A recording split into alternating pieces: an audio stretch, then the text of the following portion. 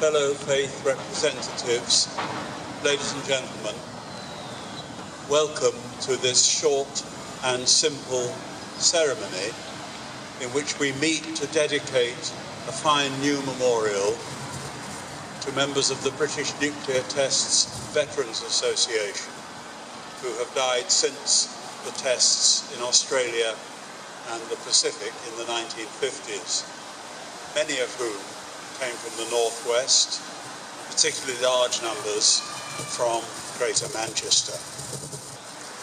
It's a particular privilege to be able to share this ceremony as chaplain to the association with representatives of the strong and vibrant faith communities in the city of Manchester and with Mark, the Bishop of Middleton. All will be taking a part in the ceremony, and I hope and would encourage you all to join in the parts of the service which are indicated. I shall say a little bit more about the British Nuclear Test Veterans in a few moments. But now we keep just a moment of silence, and then with the faith representatives we'll introduce the ceremony.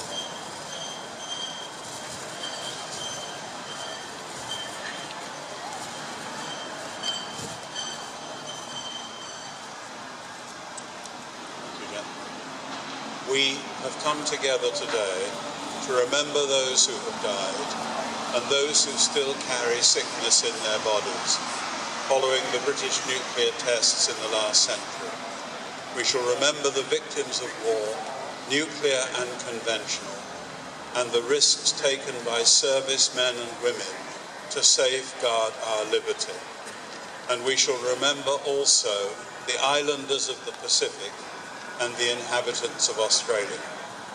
We look forward to the time when war shall be no more and the earth is filled with the knowledge of God's peace and justice. Show us your mercy, O Lord. If I climb up to heaven, you are there. If I take the wings of the morning, dwell in the uttermost parts of the sea, even there your hand will lead me. your right hand will be fast.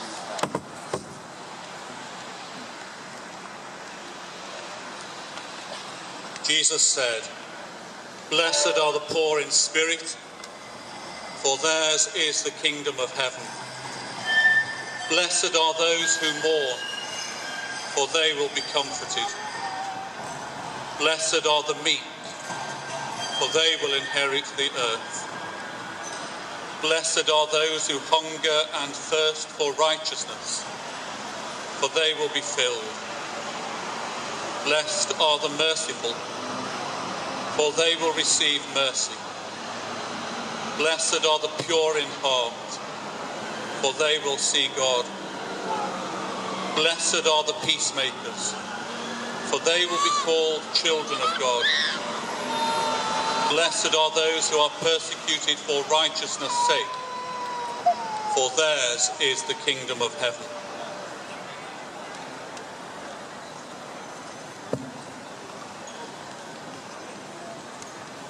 It was 21 years ago that we assembled in the Peace Garden in Manchester to unveil a new memorial to the nuclear test veterans.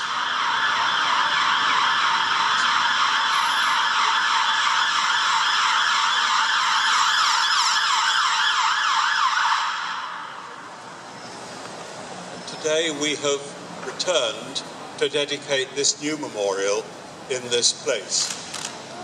With the passage of time, rather fewer veterans here than last time, as you would expect. We've come here to remember 26,000 young men served in the British nuclear tests in Australia and the Pacific in the 1950s, and more than half of those young men directly witnessed the atomic explosions. They had no protection in terms of clothing or of any other kind. Many have died since that time. Some full of years, of course, because the last tests took place at the end of the 1950s, but others of them much younger from a variety of conditions. The veterans have always been in the forefront of saying that we must never forget the Pacific Islanders, Christmas Island, Maralinga, Montebello, and the Aboriginal people of Australia, many of whom have become sick and lost their own lives. And nor should we forget the courage and fortitude of the widows and the descendants who now are increasingly taking the lead in the association. It is sad to say that significant numbers of children and grandchildren of veterans display abnormalities of one kind or another. And so we have come to remember. First and foremost, this is an occasion for spiritual reflection as we look back with pride and forward with hope. In the scripture reading that Bishop Mark just gave, Jesus was pointing his hearers to a better, more just, more peaceful world.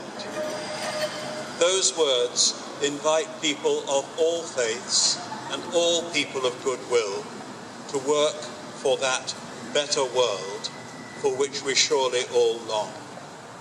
Please God, a world which will not be reliant upon nuclear weapons or deterrents of that kind. It is a humbling thought that for many nuclear veterans, faith and hope and love have been deepened by what they saw, what they experienced, what they suffered, and the shared fellowship in which they've been engaged since in the association, which over the last 30 years I have come to describe as an extended family. And so today must remind us that pain is not all there is in this world, as we remember and resolve to create that better and more just and peaceful world for which people of all faiths long. That is why we are gathered here. Thanks to Manchester City Council and the hospitality of the Lord Mayor, we have a fine new memorial to dedicate. As we do so, I pray that we can look back with pride and forward with strength renewed and hope restored. On behalf of the British Nuclear Tests Veteran Association, Lord Mayor, we invite you and Mr. Terry Washington to unveil the stone.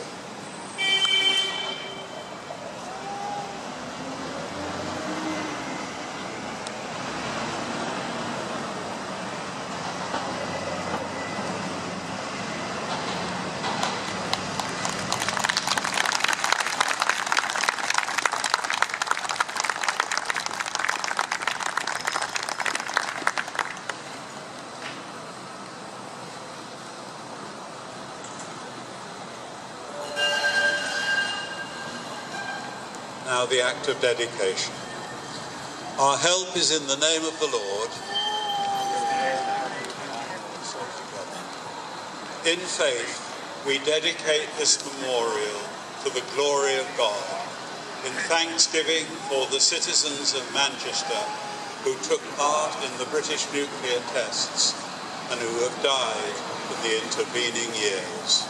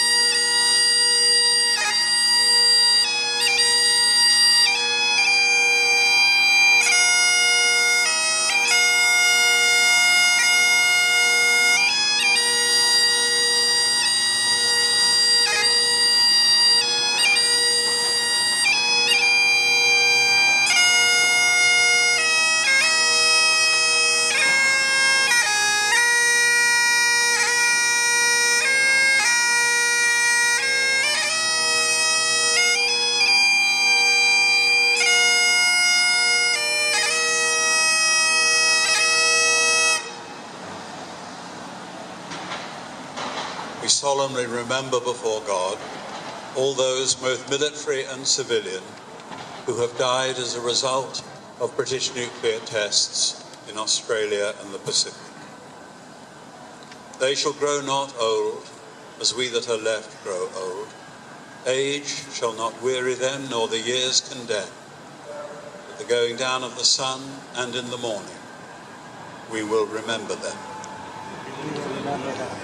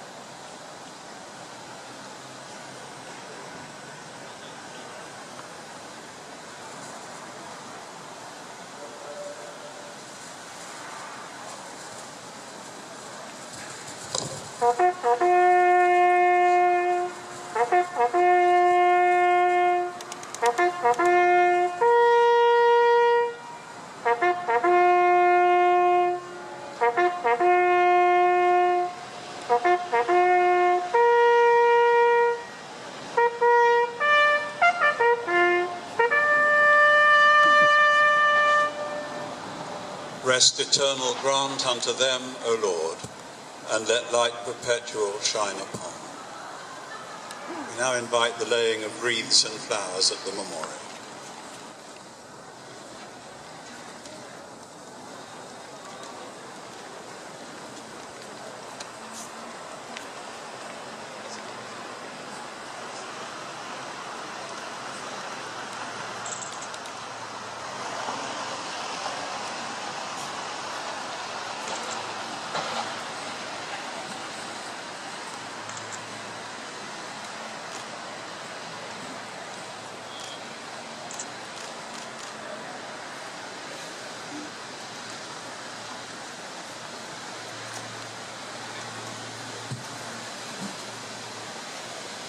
We come to our prayers, led by the interfaith representatives. Let us pray.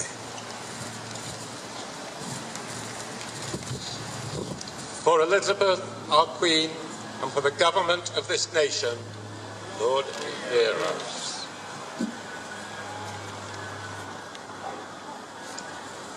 For those who serve this nation in the armed forces, for the crown, Lord, hear us.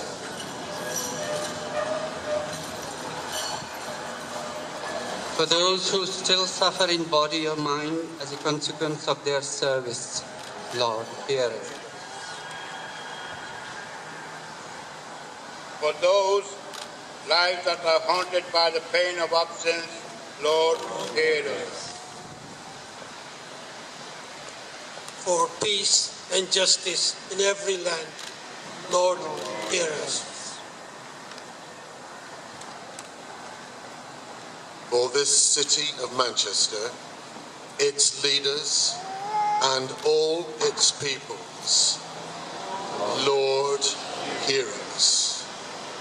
We sum up our prayers in words which Jesus taught to his followers. If you can join with me, say, Our Father, who art in heaven, hallowed be thy name. Thy kingdom come, thy will be done, on earth as it is in heaven. Give us this day our daily bread, and forgive us our trespasses, as we forgive those who trespass against us. And lead us not into temptation, but deliver us from evil. For thine is the kingdom, the power, and the glory, forever and ever. Amen. Before we say the dismissal together, and I once again, on behalf of the association, thank you all for being here and taking part so fully in this ceremony. It's wonderful to think that in this beautiful place, people will remember the service and the sacrifice of the nuclear veterans, among many others. My brothers, may we say together, lead us from death to life, from falsehood to truth. Lead us from despair to hope, from fear to trust. Lead us from hate to love, from war to peace. Let peace fill our hearts, our world, and our universe. Amen.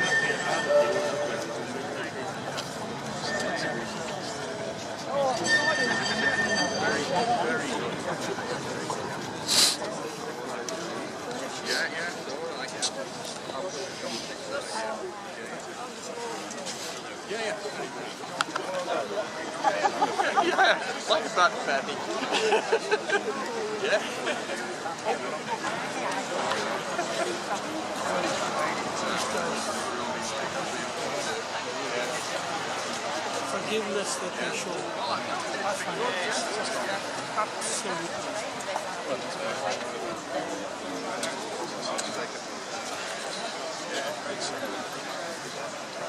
Here's another one. Pleasure to meet you, sir. I've not seen you for ages. Got your Blackpool time.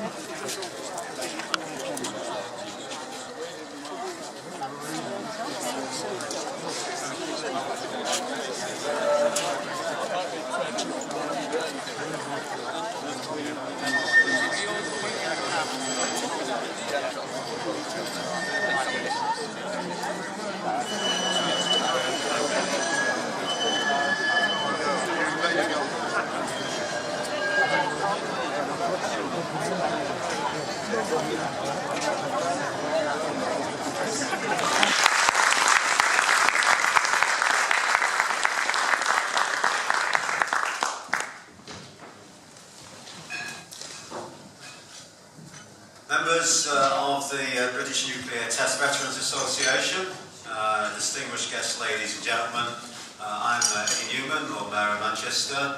I was very honoured to be able to take part in the moving ceremony that we've just had outside with the rededication of the memorial stone. I'm honoured also to be able to speak to you today, because that memorial stone, as you know, is dedicated to all veterans involved in the British nuclear weapon tests of the 1950s and 1960s. This is an important time as we commemorate this week the 65th anniversary of the first British nuclear weapon test at a lagoon in the Montebello Islands of Western Australia. Manchester City Council has a long history of supporting the British Nuclear Test Veterans Association and also calling for the elimination of all nuclear weapons.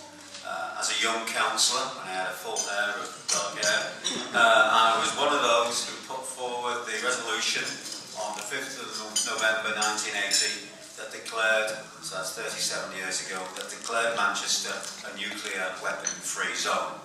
It's a gesture, but it was an important gesture that we felt we needed to make on behalf of the people of Manchester. And just a couple of months ago, in my role as a Vice President of the International Organisation Mayors for Peace, I attended its 9th General Conference and was honoured to represent the city at the Hiroshima and Nagasaki peace ceremonies. At that conference, we called for the early ratification of the Nuclear Weapons Prohibition Treaty into international law. In 2014, my colleague, Councillor Tommy Judge, put forward a resolution of support for the British Nuclear Test Veterans Association's long-running campaign for justice and compensation for the illnesses many of you and some of your children and even grandchildren have incurred due to exposure to radiation by the tests programme. And that resolution was passed unanimously by all our councillors on Manchester City Council. Through our involvement with the UK and Ireland nuclear-free local authorities, we will continue to support your campaign for recognition, full justice and support for your members. Just discussing with some of the veterans just now, and it is a great injustice to you that successive governments of all political hue have not done that in comparison, that recognition, in comparison with other states who have developed nuclear weapons and other Commonwealth countries who have provided compensation to their veterans. I mean, the British government at the time, they could have found some remote part of, I don't know, Scotland or some other area that was not particularly populated and just said, do the test there. They didn't do the test for a reason there because they knew the opposition there would be. So it was Australia and the Pacific, and our servicemen were sent there, it seems to be like guinea pigs, in those areas, and you did not get the protection of the scientists and so on who were involved in those tested, and it's an absolute disgrace. When I was in Hiroshima and Nagasaki, I heard of the ultimate destructive power of nuclear weapons, and I've met with survivors of those terrible actions. In the Nagasaki Atomic Bomb Museum, I saw its moving tribute to those who have also been exposed to radiation through nuclear weapon tests like yourselves. At Maralinga, Christmas Island, and the Montebello Islands, like at Semipalatinsk in Kazakhstan, and I was hosting a visit from the ambassador of Kazakhstan to the UK just on Monday of this week. And he's a senior person, former foreign minister of Kazakhstan, and I mentioned about this event to him, and of course in Kazakhstan they have the Soviet nuclear tests, and in Kazakhstan they have people who have similar issues to some of the veterans here who were exposed to tests in a way that they shouldn't have been. We know they're at Bikini Atoll and the Marshall Islands in Ocean, and also, of course, in Nevada, with the original American nuclear tests. Many of you were just doing your duty, carrying out orders as members of the armed services or assisting as members of the Merchant Navy. You were not told of the risks from the tests, and of course many of you have suffered from the consequences of those tests. I was very honoured to receive this book by David Hamsley, who's here today, one of your veterans, who's written, although it's a novel, it's clearly based on the experiences of Mr. Hamsley and his comrades at the time and the consequences. And I think I'm looking forward to reading this, and I'll encourage other colleagues and other people I know to read this book to understand the impact of these tests on the ordinary, in our case, British people who went out there. The memorial stone that was rededicated today has sat in St. Peter's Square since the mid-1980s. It's just to do with all the renovations in St. Peter's Square, the redesign of the square, the relocation of the cenotaph and so on is the reason why it was temporarily removed, and I'm really pleased that it's there again now and rededicated as part of that cenotaph complex. That's really important. So, thank you all for coming today, and before I close I just want to say we have remembered the sacrifice of brave Mancunian men and women of the First and Second World War in recent years, and also the conflicts that have taken place since. And I'm pleased we can now officially again, in the cenotaph area, remember your service and your continued campaign for justice. So please keep up that campaign, and if we can assist, please contact us. In these dangerous times, when we see the threat of a nuclear conflict rise again, it's incumbent on all of us to remind our politicians, our representatives, all the people, of the huge risks and dangers of nuclear weapons.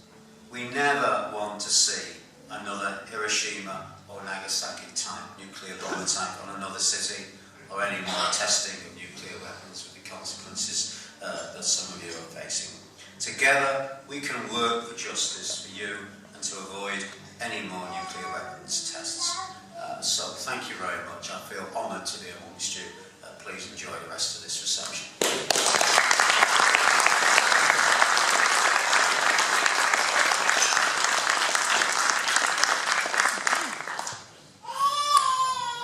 Thank you very much, Lord Mayor. The Lord Mayor said everything I was going to say anyway, but what stuck in my mind when I became lead member for Armed Forces on Manchester City Council, one of the first invites I had was to, I think, the AGM in Northern, the Britannia Hotel. I am a veteran, not a nuclear veteran, but I am a veteran of the armed services. I was aware, when I through my service, of the testing that took place and where it was done. And I watched the films. I've seen people in shorts and t-shirts standing in the way of nuclear explosion. It's unbelievable when you think back what was done. As the Lord Mayor said, if you would have tried to do this in this country or anywhere else in Europe, it would have been uproar and it would have been just total protest against it, and rightly so. One of the things that did touch me when I was at the AGM, I spoke to one guy and he was telling me about when he came out of the service and he went back home, he got married, and then he had children, and there was rumours going round about possibility of problems with children being born to veterans after the testing. He said, but by the time his children had grown up and they was having children of their own, the evidence was such that grandchildren were being born with difficulties and abnormalities. So this is not just the veterans, this is the families as well. And I'm glad today to see family members here along with the veterans, because your sacrifice and your suffering is also recognised. And I promise you that we at Manchester City Council will support you fully in your continuing campaign to get recognition and justice, because this needs to be put right. Thank you very much.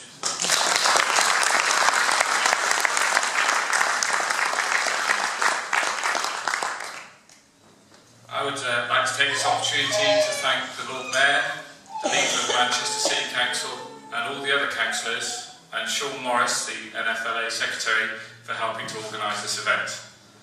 The rededication of this memorial to our nuclear veterans is the first of a programme of rededications across the UK. The nuclear community is a unique community. We have all suffered various health problems, as well as their families, as was just spoken about. Children, grandchildren, and now even great-grandchildren. The British Nuclear Test Veterans Association provides support for all the nuclear veterans and their families. With the help of the Nuclear Community Charities Fund, we are now able to help these veterans through the Care, Wellbeing and Inclusion Fund. From house adaptations to mobility scooters and respite breaks, we are making a difference to the veterans' lives every day. I have just returned from a reunion in Weston-super-Mare, where over 150 veterans and their families attended a 4-day break, and we had a really good time.